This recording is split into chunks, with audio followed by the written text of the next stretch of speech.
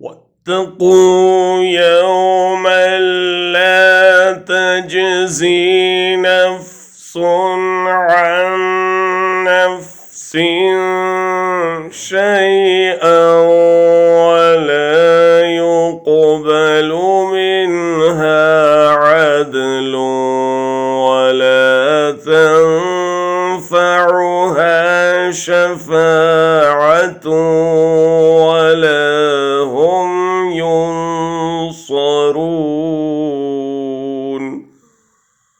And fear a day when no soul will suffice for another soul, and no compensation will be accepted from it, nor will any intercession benefit it, nor will they be aided.